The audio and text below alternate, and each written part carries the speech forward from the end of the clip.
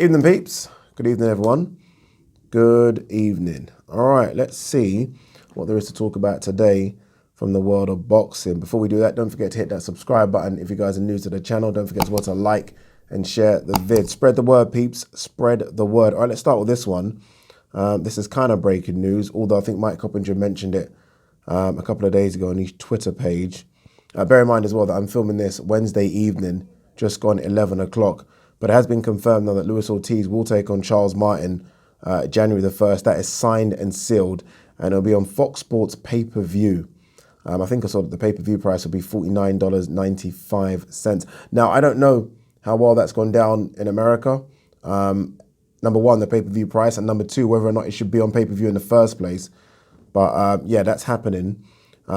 It's a fight between two, what would you say they are? Two top 15, top 20 heavyweights. I have no idea where I have Luis Ortiz anymore. Remember, he was always in my top 5, top 10 minimum. But now, I'm not quite sure. He has had a fight since that Deontay Wilder loss. I think that was November last year. And Charles Martin, I think, let me just double check, hasn't fought since he beat Gerald Washington.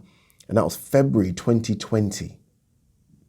I mean, just wasting your career, man. February 2020. And he was on a good run. After that really good fight against Kamara, he beat Gregory Corbin, then he beat Daniel Martz, and then he stopped Gerald Washington.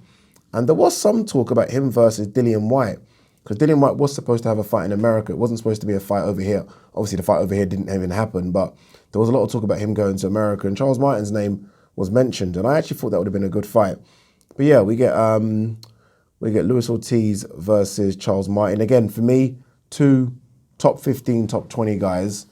It's weird because Hughie Fury mentioned, I think Peter Fury, mentioned that, they're going to go for a real big name now. And I actually thought Charles Martin would have been very good for Hughie Fury, someone that we know over here in the UK. He's a former, say what you want, he's a former IBF heavyweight champion.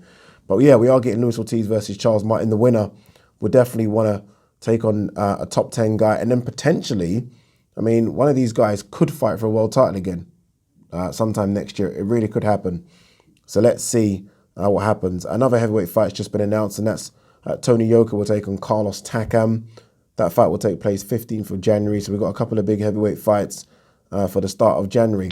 The WBC convention was Tuesday. A lot of interesting things came out of that. I think there are four, look, there's so many stories, but I think there are four big stories, two of those really big. Let's start with the ones that excited me first. Avanesian versus Virgil Ortiz was ordered. I love that fight. I really do. I think it's a fantastic fight. I'm happy for Avanesian to get a crack at someone that is highly, highly thought of and highly ranked as well. And for Virgil Ortiz, I think Avanesian is just above Kavialaskas. So I think he's still going on the right track. Some people in America might say, no, he deserves better, but he's a European champion. He's a good name, European champion. And for me, he's world level. So I think it's a good opportunity for both, if I'm honest with you. Another one that was ordered, and this one's been looked at, I think, negatively, and it shouldn't be at all. And that's that Derevyanchenko will fight Munguia. Munguia obviously coming off that win against Rosado. Now, I think people have looked at it negatively because Derevyanchenko has lost 3 of his last 4. But you've got to look at who he lost to. He lost to Charlo, Golovkin, and I think Danny Jacobs. Let me quickly double check that before I get that wrong. If that is the case, there's no shame in losing those 3 fights. Let's have a quick look here. 2 secs, peeps. Yeah, okay, yeah. Charlo, Golovkin, Jacobs. So he's lost 3 of his last 4. That's punctured by a win against Jack Colkay, and that was the 13th of April 2019. So in theory, he's not won a fight for 2 years. I say they've ordered Munguia versus Derevyanchenko. What they really have done is ordered that Munguia face the winner of Carlos Adames and Derevyanchenko. I think Derevyanchenko will beat him. So those are the 2 things. The 2 real big things to come out of the WBC convention, though, is the mandatory situation regarding Tyson Fury. Now, everyone expected the WBC to order Tyson Fury to take on Dillian Whyte. They've not done that. They are going for a court case with Dillian Whyte. Dillian Whyte did take them to court, or at least start legal action, because the WBC weren't giving him his shot and he thought he deserved it. So they're saying, look, let's basically sort that out first, and then we'll sort out your WBC situation with Tyson Fury. Eddie seems to be confident it's going to happen. I spoke to Dillian Whyte's management team at the O2 Arena. I point because it's over there. The O2 Arena. When was it Chantel Cameron versus Mary McGee? They're very confident. So they're very confident that the WBC are going to do the right thing here. I'm just not confident that Tyson Fury won't say to everyone. Honestly, I'm not, like, you can't second guess what Tyson Fury is going to do. But yeah, I'm not surprised by the WBC's ruling. A lot of people were, and I saw a lot of tweets, and I'm not surprised by it at all. I kind of half expected that because I knew about and I think most of us knew, right, that he did start legal action against them. So look, you can't start legal action against someone and then expect them to give you something. I mean, you're going to have to either stop that legal action, or that's going to have to be resolved before they can move forward. So I think that will be resolved in the next couple of weeks, and then we'll wait to see what happens.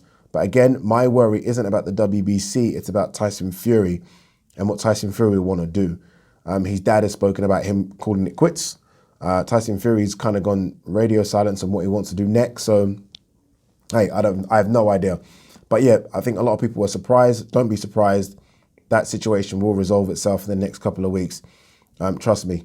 I think Dillian Whyte would have gone nutty if he didn't know there was something else behind the scenes happening. You know Dillian Whyte.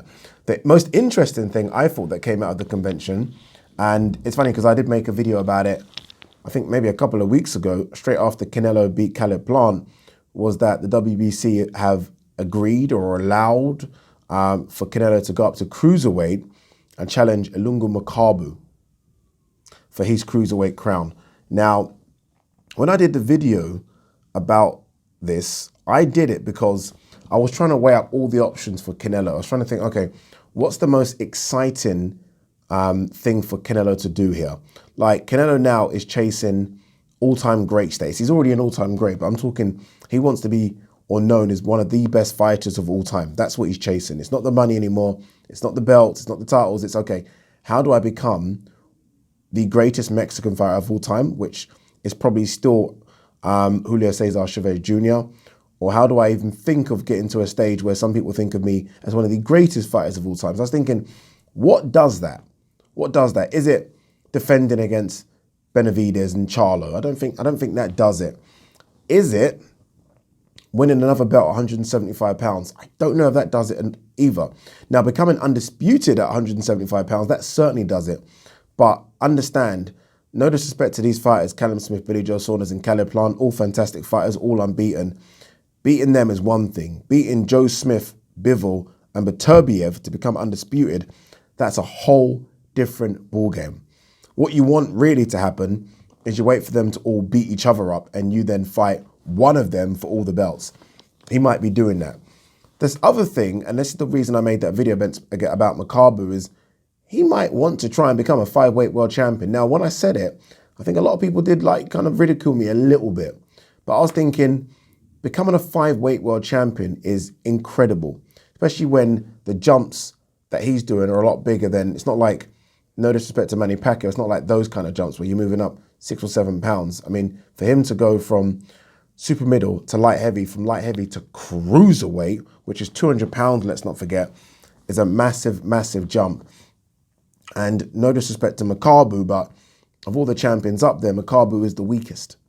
He's the weakest. I'm not trying to say Makabu isn't good. I don't want people to shoot me down, because I think a lot of people maybe have visions of Tony Bellew sort of stopping Makabu. Makabu is a lot better than that now.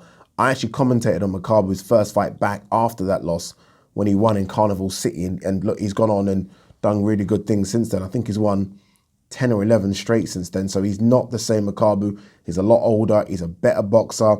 He hits like a truck. He's a problem. But nonetheless, sort of size-wise, and that's what you have to do sometimes, is weigh up like physical attributes.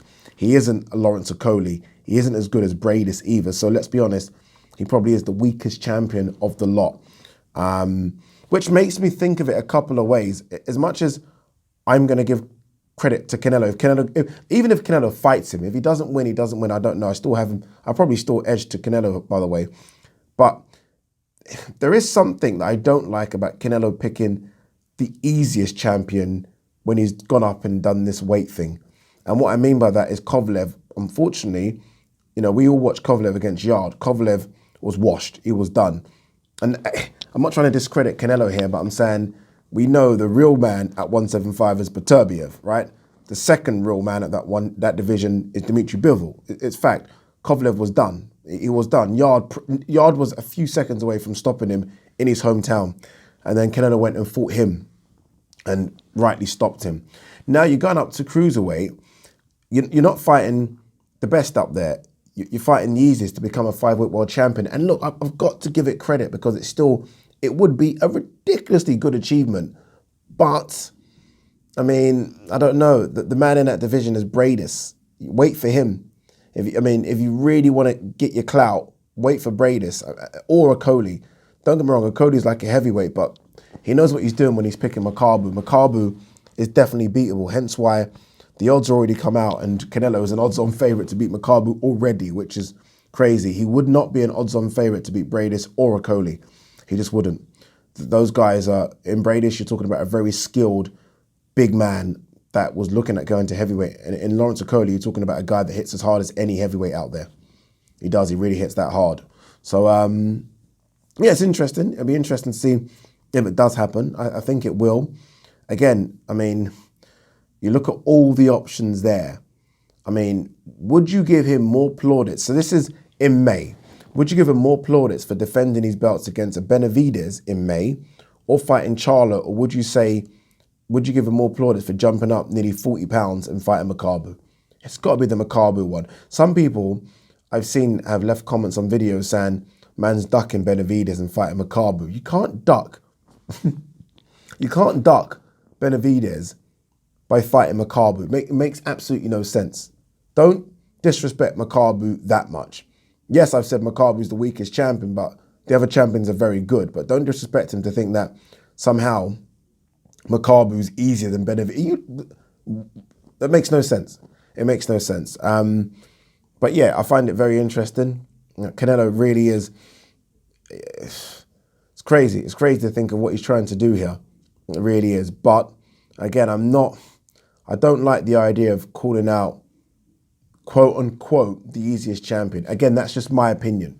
Again, not saying he's a bad champion. I just think he's the easiest out of all the belt holders. That's what I think. Same with Kovalev. I think at the time when he fought Kovalev was the worst of all the belt holders at 175.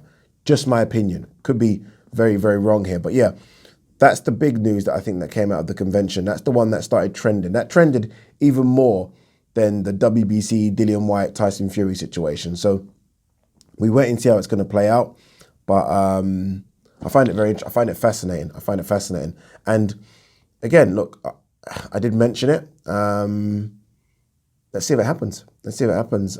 They are talking about May. So let's see. All right, let's see what other stories are out there. If there are any stories. 2 sex peeps. I don't know what video is going to go out first, but I am going to do a separate Terence Crawford Sean Porter video because I feel like there's a few things I need to say in that video because it's really, really a good fight. Demetrius Andrade fights this week against Quigley. No one's really talking about it. I get it. I understand why we want to see Andrade in really good fights. I think Quigley will cause him some issues just because Quigley is a strong, fit fighter, but ultimately Andrade's just levels above. So we'll see how that one plays out. I'm really looking forward to the female title fight on that card. Reese versus Kamara. I think that's going to be a good fight. The winner obviously will fight Chantel Cameron, and that'll be for an undisputed next year, springtime.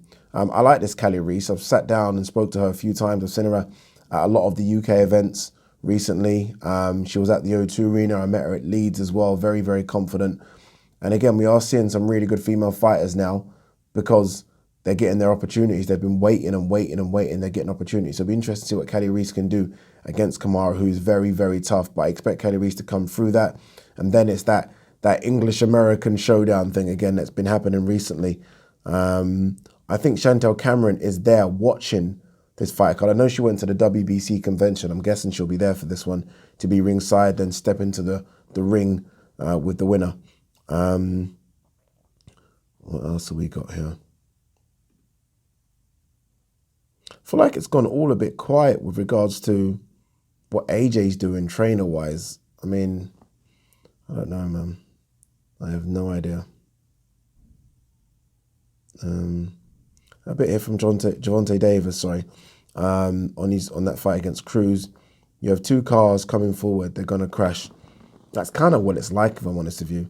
Both of them literally will go to the center of the ring. And, I mean, if that's the style of fight, Gervonta just seems to be too strong right now, and Gervonta will get the job done, I believe. Will get the job done. Just trying to see if there's any. There's not much news. So I'll quickly look at. I'm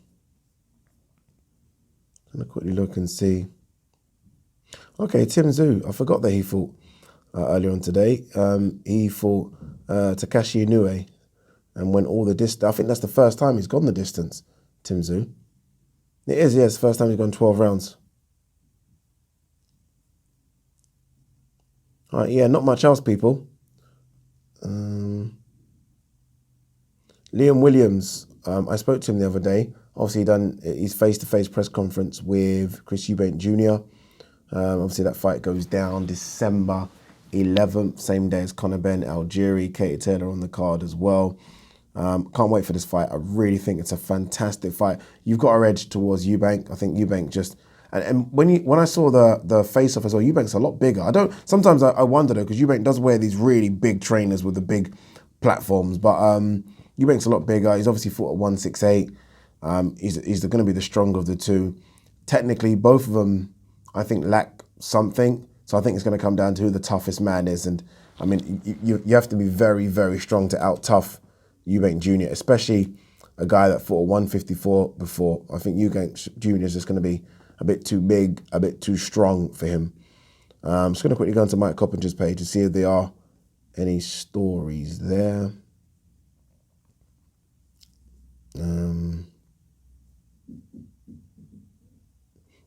Okay, no, wait, what's this one? Okay, apologies. I said earlier that this is good actually, that the pay-per-view price for Luis Ortiz, Charles Martin was $49.95. It's actually $39.99, which is good. I think that's good. Like that's a low price point for a pay-per-view in America. Undercard as well is a pretty decent one in terms of some names anyway. You've got Frank Sanchez is back, which is nice to see. Gerald Washington is back. We've not seen him since he lost as well. We've got Johnny Rice versus Michael Coffey and Victor Faust against Iago Kilatsi. I think that's his name, Iago Kilatsi. Okay.